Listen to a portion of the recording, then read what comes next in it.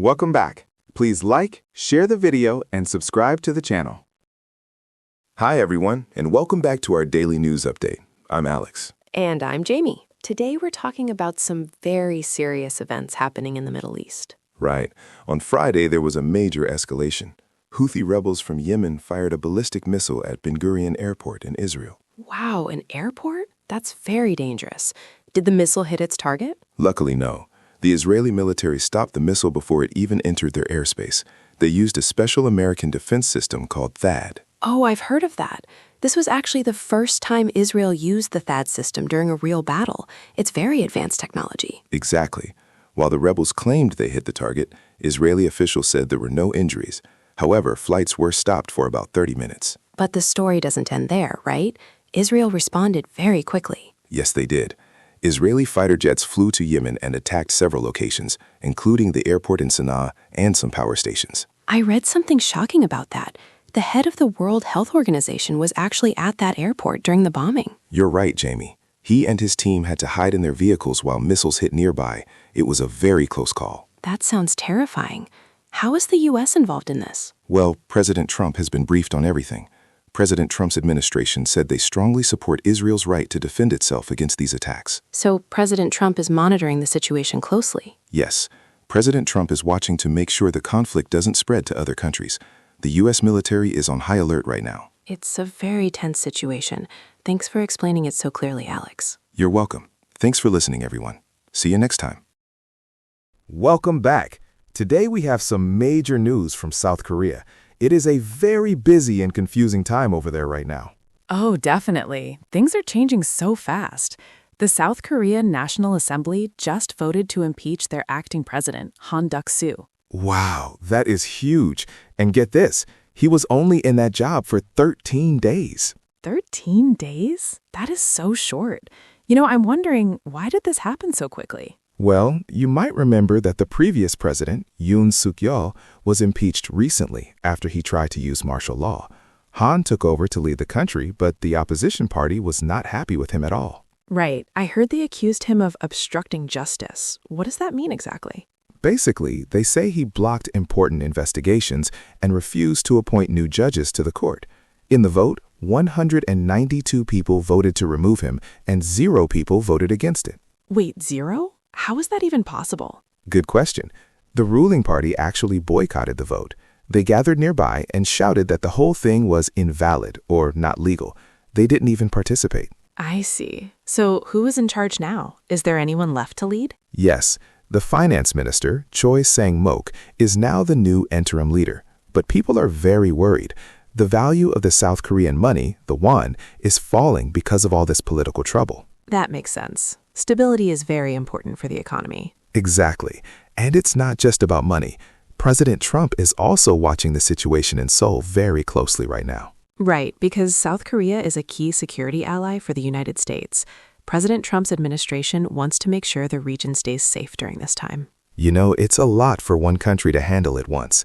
We will have to see what happens next. Definitely. Thanks for explaining that, Alex. My pleasure. See you next time. Welcome back to the show. I'm Alex. And I'm Jamie. Today we are talking about a very important report from the government about housing in America. Right. This is the 2024 report from the Department of Housing and Urban Development, or HUD. It shows that homelessness has reached a record high. That sounds serious, Alex. How many people are we talking about? Well, the report says that in January 2024, about 770,000 people were experiencing homelessness. That is an 18% increase from last year. Wow, 770,000? That is the highest number since they started counting in 2007, right? Exactly. One of the most worrying parts is family homelessness. That went up by 39%. Oh, that's terrible. Why is this happening so fast? Well, HUD says it's a mix of things. Inflation makes food and clothes expensive. Also, there just aren't enough affordable apartments. I also heard that the migrant crisis is playing a big role in some cities. Yes, exactly. In some communities, family homelessness more than doubled because of the arrival of many migrants. So what is the plan? What is President Trump saying about this? President Trump believes we must focus on border security and a strong economy to fix the root causes.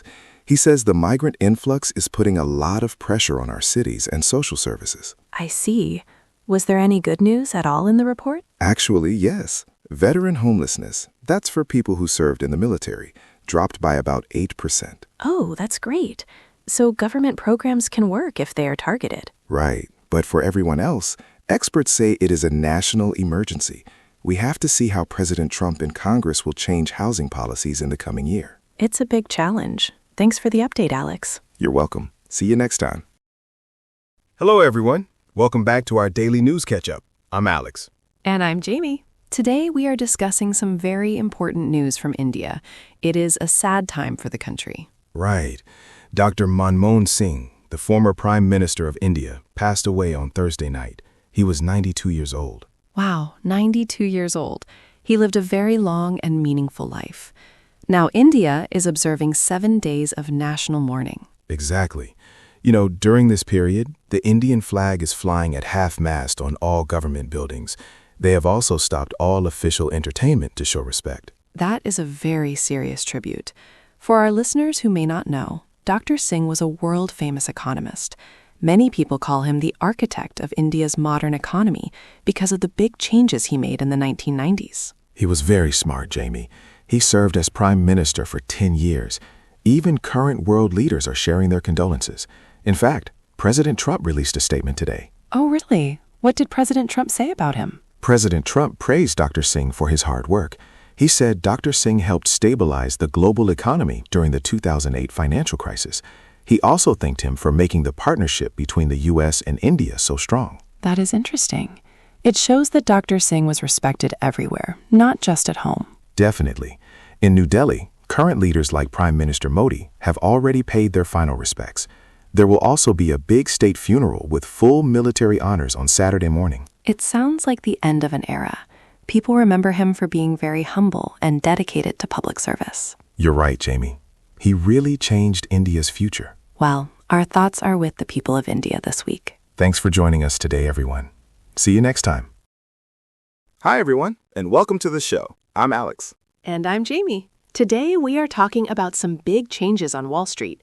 It looks like the Santa Claus rally is slowing down. Right, we call it a slump.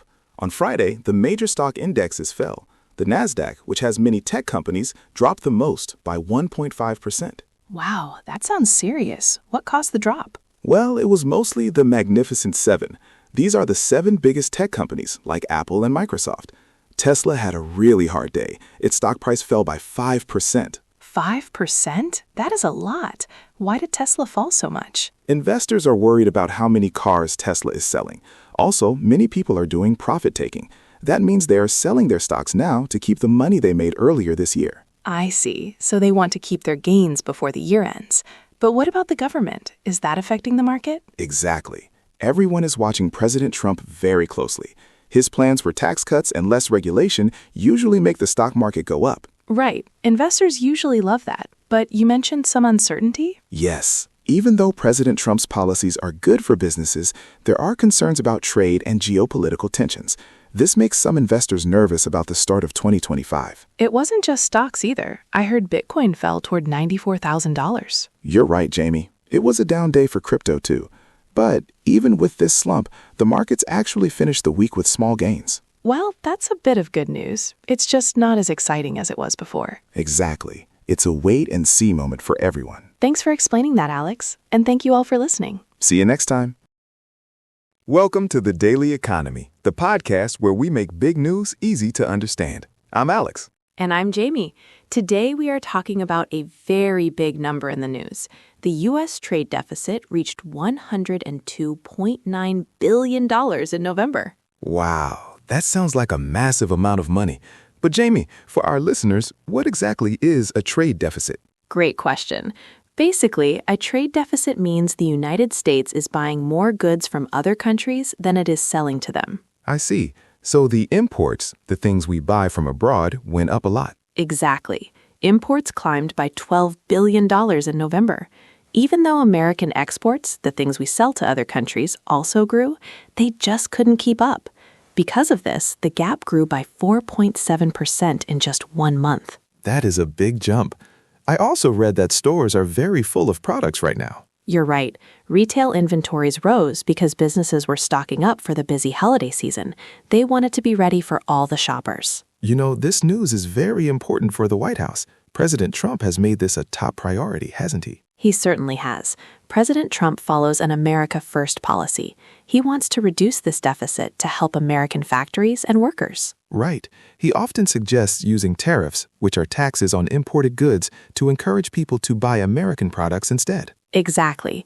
While some people think the deficit shows that Americans have a lot of money to spend, President Trump argues it puts U.S. manufacturers at a disadvantage. So we can expect more news about trade deals and tariffs in 2025? Most likely.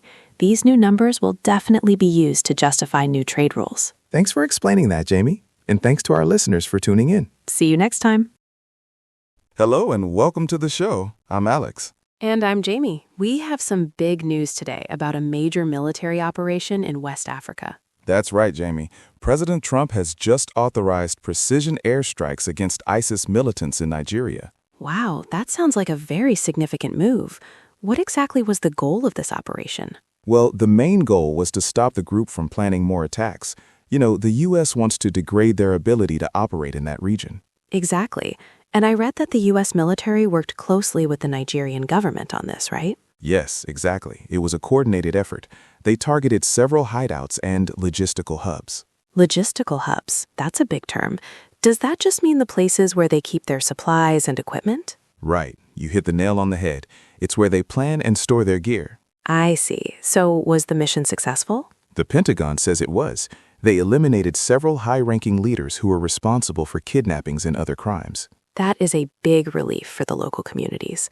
But Alex, what about the people living nearby? Were any civilians hurt? Fortunately, no.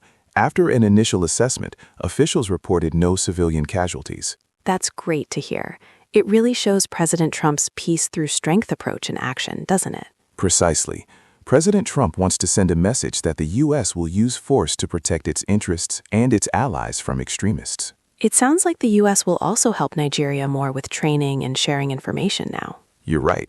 This is part of a much bigger strategy to stop terrorism globally. Well, it's certainly a powerful move. Thanks for explaining it, Alex. Anytime. And thanks to our listeners for joining us today. Welcome to Tech Talk. I'm Alex. And I'm Jamie. Today we are asking a very big question. Are children too young for social media? That is the big news today, Jamie. A major court in India, the Madras High Court, just suggested a total ban on social media for anyone under the age of 16. Wow, 16? That is a big change. Why are they suggesting such a strict rule? Well, the court is very worried. They say social media causes too many problems, like online addiction and cyberbullying. They believe it is hurting the mental health of young people. Right, I've heard that before. They are looking at Australia's new laws as an example, aren't they? Exactly. The court says the current rules don't work. You know, it is very easy for a child to lie about their age on apps like TikTok or Instagram. You're right. Most kids just click a button and they are in. So who is responsible? The court says everyone. They want tech companies to have better age checks. If the companies fail, they could face big penalties. This is becoming a huge global conversation. Even here in the United States, President Trump is very focused on this issue. Yes, he is. President Trump has been very clear about holding tech companies accountable. He wants to make sure the internet is safe for the younger generation. Exactly. Under President Trump's leadership, there's a lot of support for measures like the Take It Down Act. It's all about protecting children from being exploited online. Right. So if India follows through with this ban, it might set an example for the whole world. It's a tough topic, but safety comes first. Well said, Jamie. That's all for today. Thanks for listening, and we'll see you next time. Hi, everyone. Welcome back to our daily news update. I'm Alex. And I'm Jamie. Today, we're diving into some serious news happening deep in the Baltic Sea. That's right. NATO is significantly increasing its naval presence there. They are sending more warships and surveillance aircraft to the region. But why the sudden move, Alex? Is it just a regular exercise? Not quite. It's because of suspected sabotage. Two very important underwater power cables, known as S-Link, were recently affected. One of them failed completely. Wow, sabotage is a big word for our listeners. It means someone might have damaged the cables on purpose, right? Exactly. NATO is worried about hybrid threats. This means hidden attacks on important things like power lines or the internet. I see. Estonia even sent its own navy to help protect the remaining cables. It shows how vulnerable these countries are if their power is cut off. You're right, Jamie. It's all about protecting infrastructure, the basic systems a country needs to work. And what is the U.S. saying about this? Well, President Trump has been very vocal about this issue. He wants all NATO members to spend more money on their own defense and stay alert. Right, I remember. Under President Trump's guidance, the U.S. is playing a key role in these new security measures. Exactly. President Trump has made it clear that protecting energy and data lines is a top priority for national security.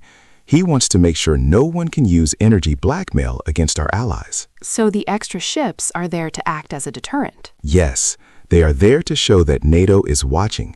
They want to keep the Baltic Sea safe for everyone. It's amazing how much happens under the water. Thanks for the update, Alex. You're welcome. See you next time. Hi, everyone. Welcome to our daily news podcast. I'm Alex. And I'm Jamie. Today we have a very big story about your favorite app. Can you guess which one? It's TikTok. Right now, there's a major legal battle happening in the U.S. Supreme Court. That's right. Recently, several civil society groups filed special papers to support TikTok. They want the court to stop a new law. You mean the law supported by President Trump, right? Exactly. President Trump signed this law because he is worried about national security. He says TikTok collects too much personal data. Right. President Trump believes that because TikTok's owner, ByteDance, is a Chinese company, it could be a risk to the United States. He wants them to sell the app to a different owner soon. And if they don't sell it by the January 19th deadline, the app could be banned. That is why these groups are stepping in. Exactly, Jamie. They argue that a ban would hurt the First Amendment. You know, that is the part of the law that protects free speech for millions of Americans. Wow. So people might lose their favorite way to share videos and find information. That is a huge deal for expression. It really is. But President Trump is very confident in his position. He says he supports technology, but the security of the American people must always come first. So what happens next? Well, the Supreme Court will listen to the case in early January. It is a very fast process. I see. For now, the app is still working, but the clock is ticking. You're right. This decision will set a major precedent for the future of the internet. Thanks for explaining that, Alex. My pleasure. Thanks for listening, everyone.